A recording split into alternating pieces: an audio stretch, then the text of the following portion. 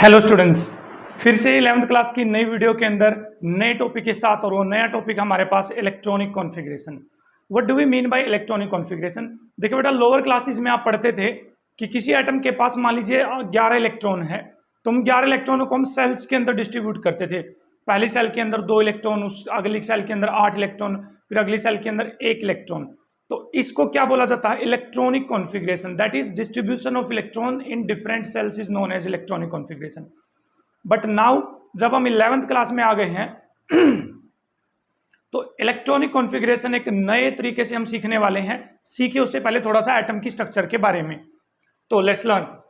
मान लीजिए हमारे पास ये कोई एटम है, इसका न्यूक्लियस है। न्यूक्लियस के चारों तरफ बेटा जो ये सेल्स होती हैं, इनको जिनके अंदर इलेक्ट्रॉन रिवॉल्व करते हैं, इनको क्या बोलते हैं? सेल्स। क्या बोलेंगे? सेल्स। जैसे आपने पढ़ा होगा KLMN, ये सब सेल्स होती हैं।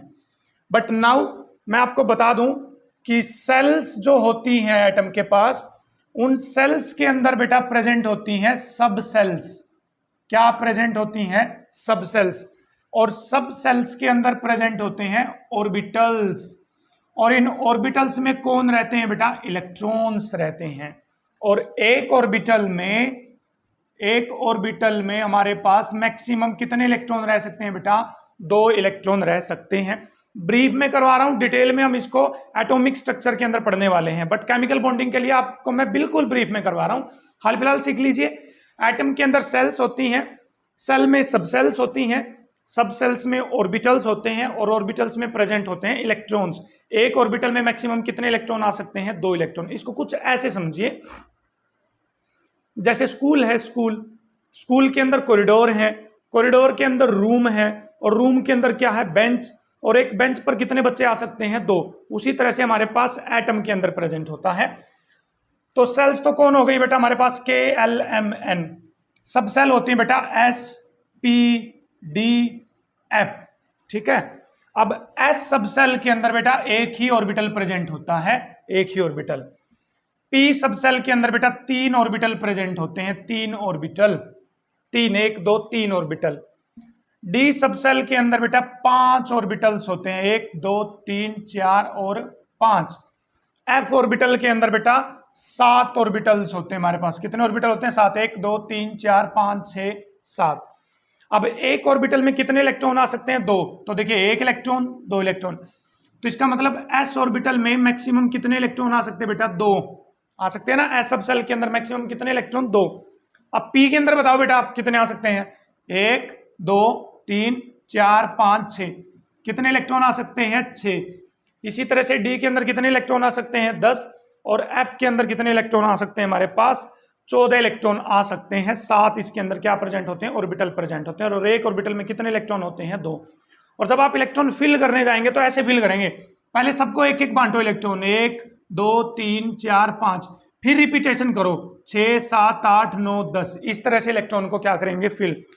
तो अब हमें इलेक्ट्रॉनिक कॉन्फ़िगरेशन सीखनी है, लेकिन वो वाली इलेक्ट्रॉनिक कॉन्फ़िगरेशन जिसमें इलेक्ट्रॉन्स ऑर्बिटल्स के अंदर पड़े होंगे। किसके अंदर पड़े होंगे बेटा? ऑर्बिटल्स के अंदर। तो बने रहिए मेरे साथ, अगली 5 से 7 मिनट के अंदर हम सभी एलिमेंट की इलेक्ट्रॉनिक कॉन्फ़िगरेशन चुटकियों में सीखने वाले हैं।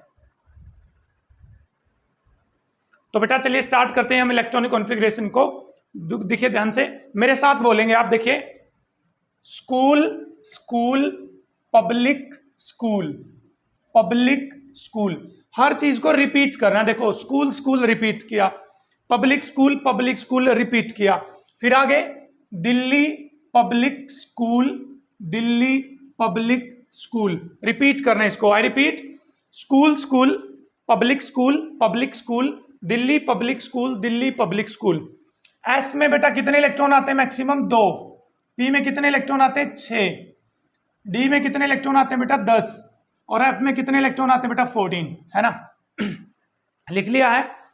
अब एस की काउंटिंग शुरू करोगे आप 1 से। देखो 1, 2, 3, 4, 5, 6। इसका मतलब है 4s का मतलब है जो ये s ऑर्बिटल है ना, ये 4th सेल में मिलेगा। 1, 2, 3, 4, 4th सेल के अंदर। समझ पा रहे हो ना? 5s का मतलब कौन सी में मिलेगा? 5 सेल के अंदर।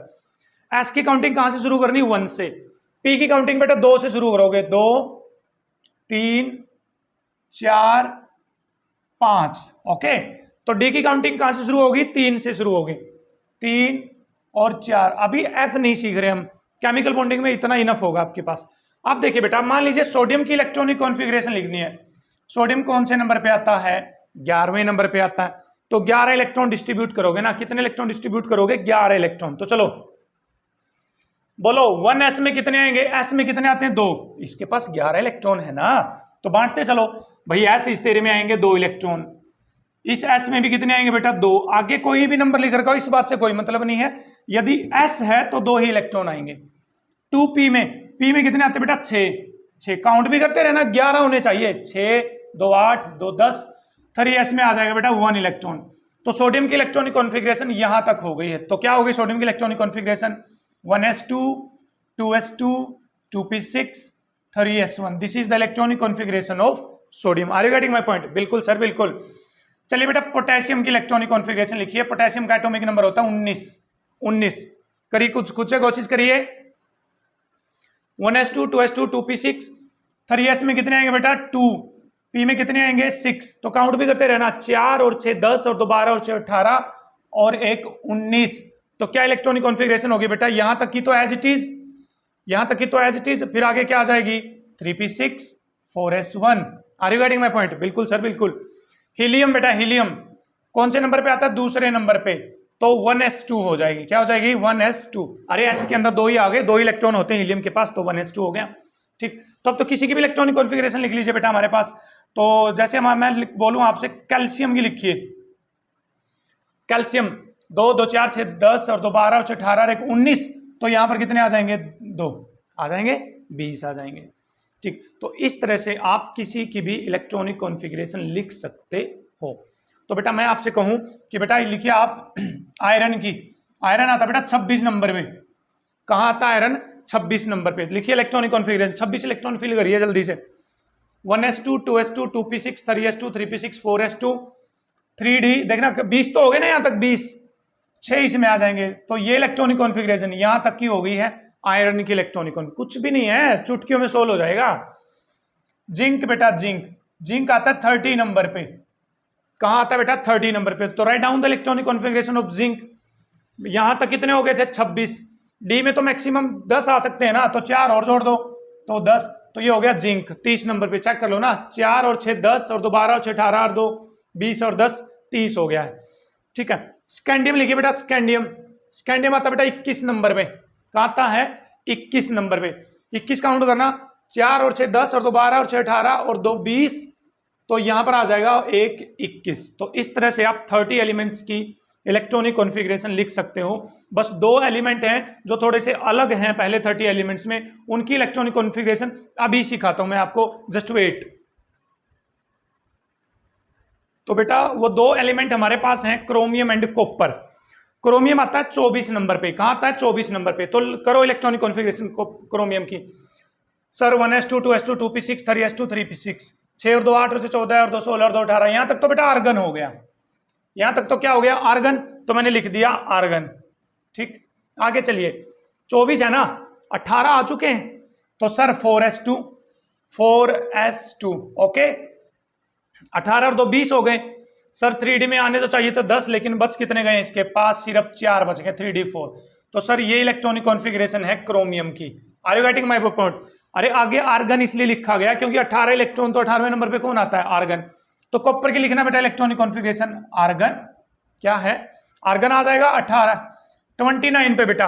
18 यहां तक हो गया, 18 और 2 20 और 20 और 9 29। तो क्या हो गया? 4s2 3d9। ये इलेक्ट्रॉनिक कॉन्फ़िगरेशन सर हमारे अकॉर्डिंग तो ये इलेक्ट्रॉनिक कॉन्फ़िगरेशन होनी चाहिए। बट बेटा मैं आपको बता दूं कि कोई भी ऑर्बिटल की इलेक्ट्रॉनिक कॉन्फ़िगरेशन तब स्टेबल होती है, मतलब वो तब खुश होता है जब या तो वो हाफ फील्ड हो, क्या हो? हाफ फील्ड, या फिर हो फुल्ली फील्ड। क्या हो बेटा? Fully field.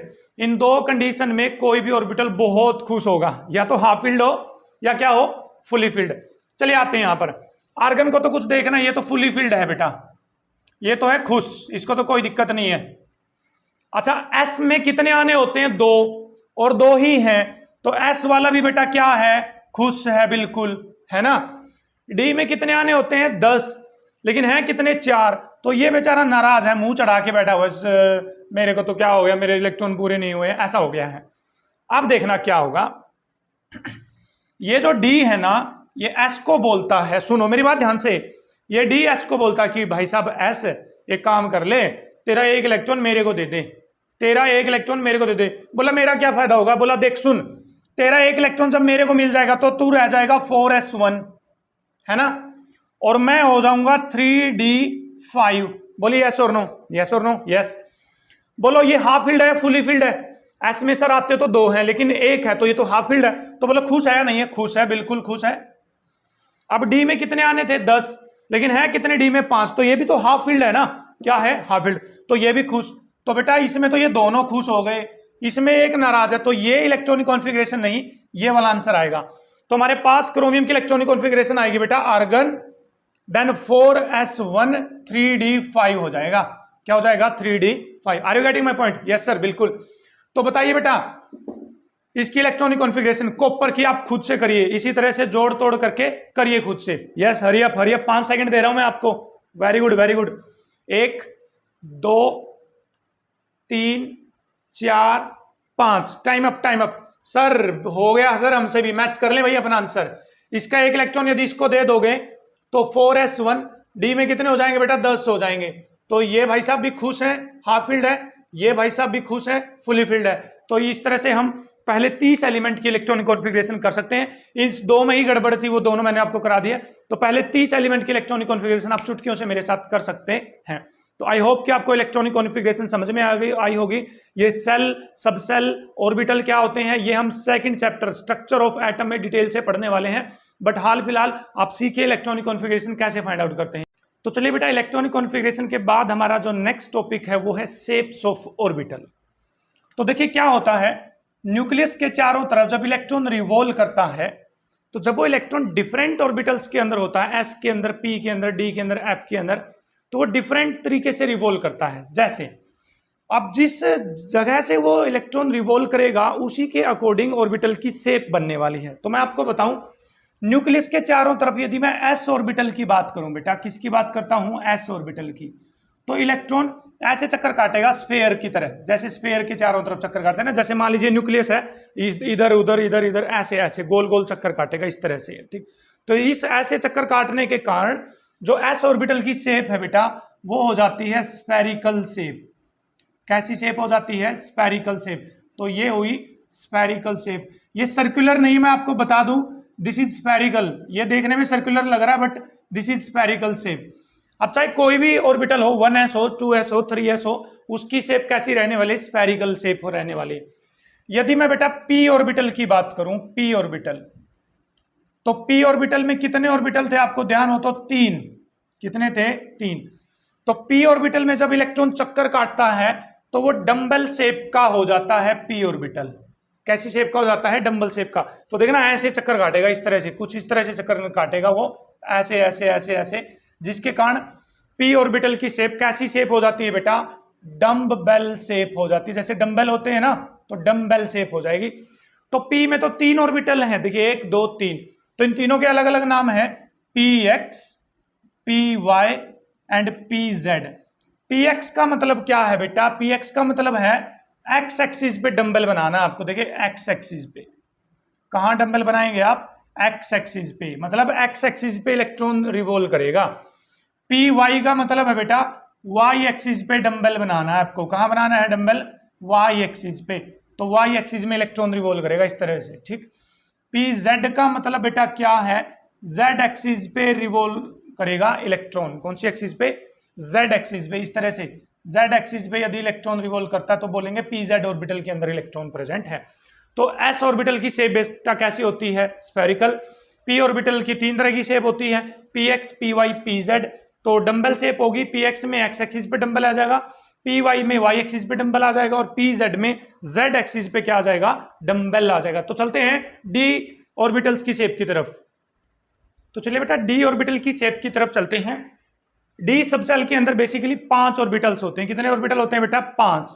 उनके नाम है dxy, dyz, dzx, dx² - y² and dz²। Detail में हम एटॉमिक स्ट्रक्चर के अंदर इसको पढ़ने वाले हैं। तो बेटा डी ऑर्बिटल की शेप डबल डंबल होती है, देखिए इस तरह से डबल डंबल, दो डंबल आ जाएंगे। अब dxy का मतलब देखिए क्या है, dxy ये x एक्सिस हो गई, ये y एक्सिस हो गई है, मान लेते हैं ये x एक्सिस है, ये y एक्सिस। तो dxy का मतलब है जो ये डबल डंबल बनेगा ना तो x एक्सिस पे बनाना ना y पे बनाना, तो x और y के बीच में बनेगा, x और y के बीच में। तो इस तरह से इलेक्ट्रॉन क्या करेगा, चक्कर काटेगा x और y के बीच में, इस तरह से। ठीक, dyz का मतलब है बेटा एक एक्सिस को मान लो y, एक एक्सिस को मान लो z, तो जो डबल डंबल बनाओगे ना वो y पे बनाना ना वो किस पे बनाना, z पे। In between y and z, देखिए in between y and z हमारे पास बनने वाला है। Are you getting my point बेटा, वेरी गुड। dz का मतलब अगेन इस एक्सिस को मान लो x, इसको मान लो z, ना x पे बनाना ना z पे बनाना, तो in between x and z रहेगा, in between x and z रहने वाला है। ठीक है, dx² - y² का मतलब बेटा x इसको मान लो, y इसको मान लो, स्क्वायर का मतलब exactly at x axis, exactly at y axis, मतलब एक डंबल x एक्सिस पे, एक डंबल कहाँ आएगा, y एक्सिस पे आएगा। ठीक है, एक्सिस के ऊपर डंबल बनाना बेटा आपको, कहाँ बनाना है, एक्सिस के ऊपर। तो इलेक्ट्रॉन देखना ऐसे रिवॉल्व करेगा कुछ इस तरह से, इस तरह से, इस तरह से, इस तरह से। z का मतलब है बेटा z एक्सिस मान लो, मैंने इसको ही z एक्सिस मान लिया है, और z एक्सिस पे एक डंबल बना दो और बीच में कुछ इस तरह से चक्कर बना दीजिए। तो इसके अंदर कौन रिवॉल्व करेगा बेटा, इलेक्ट्रॉन रिवॉल्व करने वाला है। ऐसे गोल गोल घुमा, फिर ऐसे गोल गोल घुमा, ऐसे गोल गोल घुमा, ऐसे। तो इस तरह से हमारे पास डी सबसेल के अंदर 5 ऑर्बिटल होते हैं, 5 ऑर्बिटल्स की शेप यहां पर बनाई गई है। इन शेप बनाने का मतलब क्या है कि इस डंबल का मतलब क्या है, इस डंबल का मतलब है इलेक्ट्रॉन इतने रीजन के अंदर चक्कर काटेगा, इस रीजन के अंदर इलेक्ट्रॉन चक्कर काटेगा यदि वो इलेक्ट्रॉन dz के अंदर प्रेजेंट है तो इसका मतलब डी ऑर्बिटल में कोई इलेक्ट्रॉन प्रेजेंट है तो वो इस तरह से चक्कर काटेगा, इस तरह से एक्सिस के बीच में, इस तरह से एक्सिस के बीच में, इस तरह से एक्सिस पे। तो हमने एस पी डी ऑर्बिटल की शेप हमने पढ़ ली है। एफ ऑर्बिटल की शेप हाल फिलहाल आपको पढ़ने की जरूरत नहीं है। ये शेप क्यों पढ़ रहे हैं हम, ताकि हम केमिकल बॉन्डिंग के अंदर जब हम हाइब्रिडाइजेशन पढ़ने जाएंगे तो हाइब्रिडाइजेशन में आपके पास ये शेप काम आने वाली है। डिटेल में हम इन शेप्स को कि क्या मतलब है dz² का, dx² - y² का, ये एटॉमिक स्ट्रक्चर में पढ़ने वाले हैं। हाल फिलहाल आप इन स्ट्रक्चर को देखिए किस तरह से बने हुए हैं, किस एक्सिस पे कौन से लोब्स बनाए गए हैं। Thank you.